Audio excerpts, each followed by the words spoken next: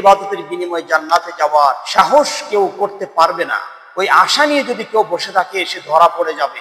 দুনিয়ার প্রতি লোভ লালসা মায়া মমতা সকল কিছু ত্যাগ করে আল্লাহ রসুলকে জীবনের সকল কিছু আমি আল্লাহ নবীর পথে উৎসর্গ করে দিলাম, কুরবানি করে দিলাম, এই চুক্তিবদ্ধ হওয়াটাকে বলে বায়আত।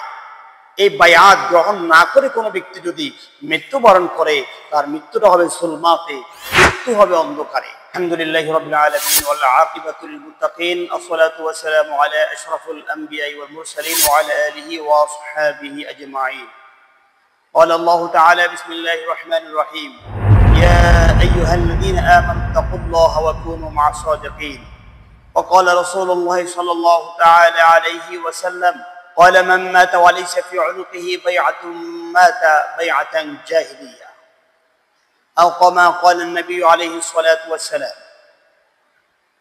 صدق الله المولانا العظيم وصدق رسوله النبي الحبيب الكريم ونحن على ذلك من الشاهدين والشاكرين والحمد لله رب العالمين. ربي صل وسلم وبارك عليه. আসসালামু আলাইকুম ওয়া রাহমাতুল্লাহি ওয়া বারাকাতুহু।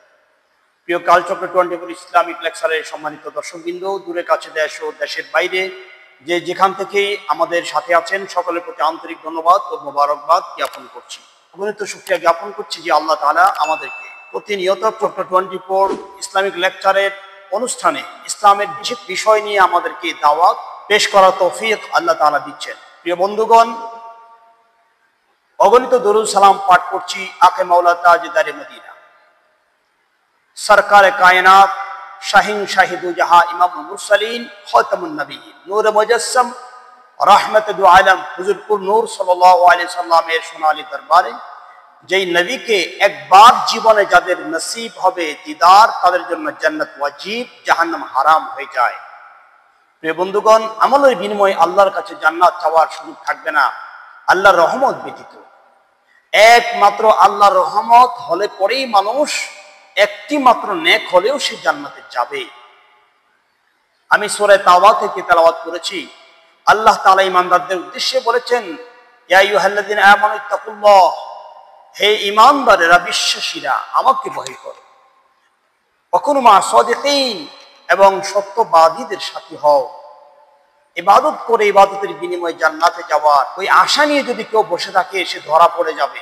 ইবাদতের পরিমাণ বেশ হোক আর কম হোক, আপনাকে সত্যবাদীর সঙ্গী হতে হবে, যার আপাদ মস্তক সত্য, যে সত্যের উপর প্রতিষ্ঠিত, যে কথা বললে সত্য বলে, যে চললে সত্য পথে চলে, যার সকল উপদেশ সত্য, যার পুরো জীবনের প্রতি আল্লাহ ও আল্লাহর নবী রাজি খুশি রয়েছে, এই ব্যক্তিকেই বলা হয় সত্যবাদী। কাজে প্রত্যেকটি মানুষের জীবনে একজন রাসূল সঙ্গী হতে হবে।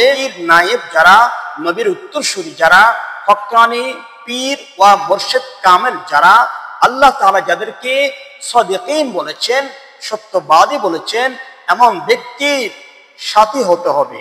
এই জন্য রাসূল সাল্লাল্লাহু আলাইহি ওয়াসাল্লাম হাদিসে পাকের মধ্যে বলেছেন, ক্বালা মান মাতা ওয়া লাইসা ফি উনুকিহি বাইআতুম মাতা বাইআতান জাহিলিয়া।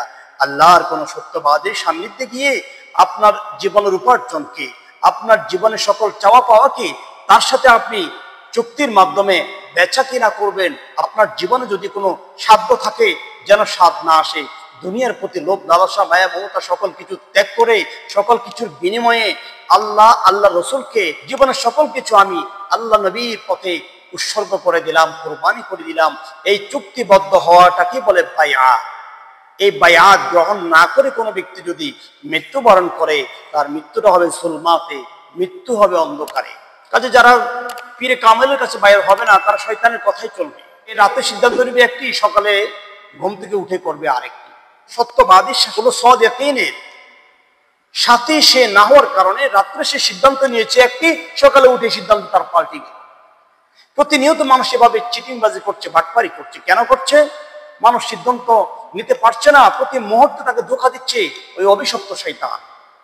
এই জন্য যারা বায়াতে রাসূল গ্রহণ করে না তারা কিন্তু শয়তানের বায়াত গ্রহণ করে, তারা কিন্তু শয়তানের ইচ্ছা মতো চলে। কাজে আমরা বায়াতে রাসূল গ্রহণ না করে অন্ধকারে যুলমাতে মৃত্যুবরণ করতে চাই না। যদি মানুষের জীবনে একজন কামেল অমুকাম্মেল মুরশিদকে নিজের ইমাম হিসেবে গ্রহণ করতে হবে। আমার জীবনের সকল ভালো মন্দের সমাধান আমি তার কাছ থেকে নেব, আমার সকল সমাধান আমি তার কাছ থেকে নেব, যেহেতু তার কাছে আল্লাহর রহমত আছে, সেই যেহেতু আল্লাহর মহসেন বান্দা। আল্লাহ জাল্লা শানহু তাবারক ওয়া তাআলা আমাদের প্রত্যেককে যেন বাইআতে রাসূল গ্রহণ করার মাধ্যমে আমাদেরকে যেন আলোর পথে থেকে আল্লাহর রাস্তায় শহীদি জীবন, শহীদি মৃত্যু যেন আল্লাহ তাআলা আমাদেরকে কবুল করেন, যে মৃত্যুতে রয়েছে মুহূর্তের মধ্যে বিনা হিসাবে জান্নাত, যে মৃত্যুতে কোনো প্রকার তাকে পেরেশানিত করা হবে না, তাকে প্রশ্নের সম্মুখীন করা হবে না, একটি নিশ্চিত আখিরাত মুখী যেন আমরা হতে পারি, একটি সহজ এবং সরল পথের পথিক যেন আমরা হতে পারি। আল্লাহ তাআলা যেন আমাদেরকে আল্লাহর হাবিবের কোনো নাইবের অনুসারী হয়ে আল্লাহর নবীকে আমরা হাসিল করে, নবীর দিদার লাভ করে যেন দুনিয়া থেকে যেতে পারি, এমন উজ্জ্বল সুন্দর নিশ্চয়তার জীবন আল্লাহ তাআলা যেন কবুল করেন। আমিন। ওয়া আখির দাওয়ানা